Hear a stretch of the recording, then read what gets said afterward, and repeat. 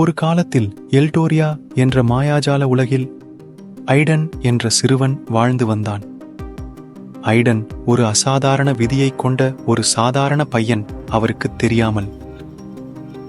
எல்டோரியா என்பது மந்திரித்த காடுகள், மாய உயிரினங்கள் மற்றும் வண்ணமயமான விஸ்ப்கள் போல காற்றில் நடனமாடும் பழங்கால மந்திரங்கள் நிறைந்த ஒரு சாம்ராஜ்யமாக இருந்தது.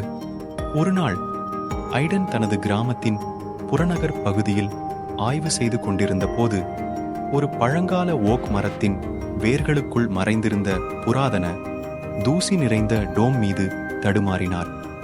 அவர் புத்தகத்தை திறக்கும்போது மந்திர சக்தியின் வெடிப்பு அவரை சூழ்ந்து அவரை ஆச்சரியம் மற்றும் மயக்கும் ஒரு பகுதிக்கு அழைத்துச் சென்றது.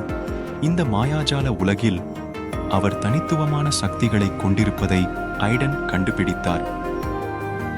கோடெக்ஸ் ஆஃப் ஆர்கேன் விஸ்டம் என்று அழைக்கப்படும் புத்தகம் தேர்ந்தெடுக்கப்பட்டவர் என்ற அவரது உண்மையான அடையாளத்தை வெளிப்படுத்தியது.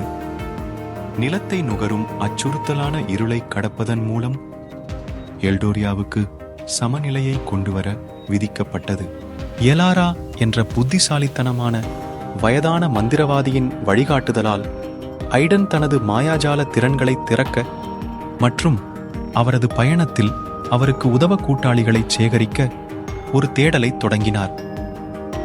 வழியில் பேசும் டிராகன்கள், குறும்புத்தனமான பிக்ஷிகள் மற்றும் புத்திசாலித்தனமான செண்டார்கள் போன்ற புராண உயிரினங்களை அவர் சந்தித்தார். அவர்கள் தங்கள் ஞானத்தையும் மந்திர பரிசுகளையும் பகிர்ந்து கொண்டனர். எய்டனின் சக்திகள் வளர வளர அவர் எதிர்கொண்ட சவால்களும் அதிகரித்தன. ஷேடோ வீவர் என்று அழைக்கப்படும் தீய சக்தி எல்டோரியாவை நித்திய இருளில் மூழ்கடிக்க முயன்றது. அவர் துரோக நிலங்கள் வழியாகச் சென்று பழங்கால புதிர்களை தீர்த்து எல்டோரியாவின் மாயாஜால மனிதர்களுடன் கூட்டணி அமைத்ததால் ஐடனின் தைரியமும் புதிய மந்திர திறமையும் சோதனைக்கு உட்படுத்தப்பட்டன. மந்திரித்த தோப்பின் மையத்தில் இருளுக்கு எதிரான ஒளியின் உச்சக்கட்ட போரில் ஐடன் ஷேடோ வீவரை எதிர்கொண்டார். கையில் ஆர்கேன் விஸ்டம் கோடெக்ஸ் மற்றும் அவரது புதிய நண்பர்களின் ஆதரவுடன் ஐடன் ஒரு சக்தி வாய்ந்த மந்திரத்தை கட்டவிழ்த்து விட்டார். அது இருளை விரட்டி எல்டோரியாவில் சமநிலையை மீட்டெடுத்தது. அவரது துணிச்சலுக்கான வெகுமதியாக எல்டோரியாவின் மந்திர மனிதர்கள் ஐடனின் வெற்றியை ஒரு பெரிய விருந்துடன் கொண்டாடினர். ஒரு காலத்தில் அச்சுறுத்தப்பட்ட சாம்ராஜ்யம் இப்போது புதுப்பிக்கப்பட்ட வெளிச்சத்தில் குளித்தது.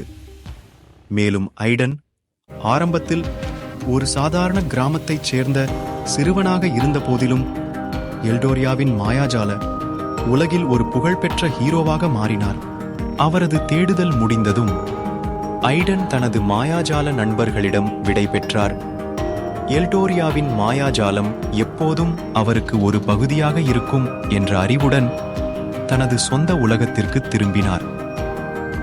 கமுக்கமான ஞானத்தின் கோடெக்ஸ் நம்பிக்கையின் கலங்கரை விளக்கமாக இருக்கும் என்பது அவருக்கு தெரியாது. மேலும் ஒரு முறை தேவை ஏற்படும் போது அடுத்த தேர்ந்தெடுக்கப்பட்டவருக்கு வழிகாட்ட தயாராக உள்ளது. எனவே மாய உலகில் சிறுவனான ஐடனின் கதை எல்டோரியாவில் காலங்காலமாக கடந்து வந்த ஒரு நேசத்துக்குரிய புராணமாக மாறியது.